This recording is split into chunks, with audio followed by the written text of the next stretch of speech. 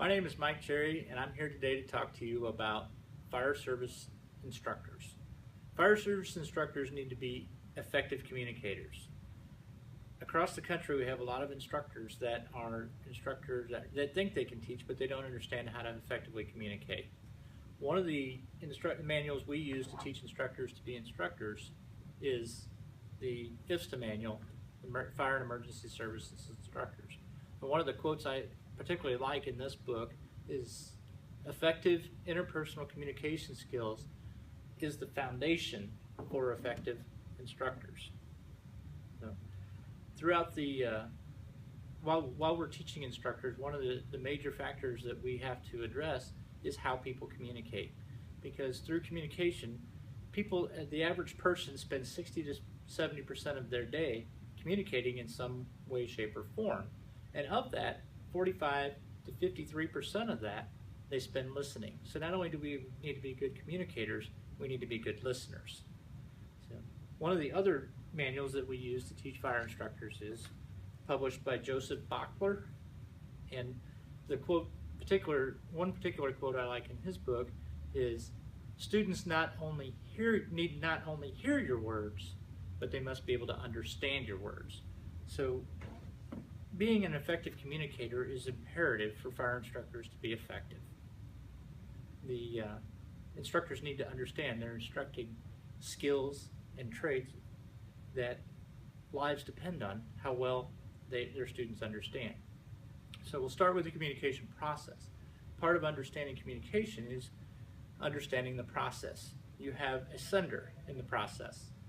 The sender creates the message, and then from the sender, you have a medium.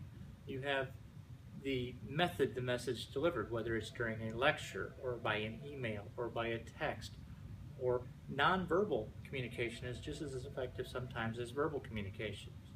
Then you have the receiver. The receiver is the one who decodes the message from the sender. So understanding how messages are decoded by the receiver is important. And some of the clues on how those messages are received by the resender is feedback, which completes the cycle. You have a sender, a medium, a receiver, and feedback. Feedback helps the sender understand whether the receiver received the message. So to be an effective instructor, you need to understand that whole cycle of communication, or that whole communication process. Some of the things that affect communications, though, are interference. In our profession, especially the fire service, we have bells and whistles that go off all the time. So there's a lot of interference during class time and during day-to-day processes that affect our communications. The other things might be mannerisms. The other interference factor might be mannerisms. The jingling in your pockets, clicking of the pins. Those are all interference. And some of the other things in the interference, not only can it be something, a mannerism, it can be something like pictures on the wall.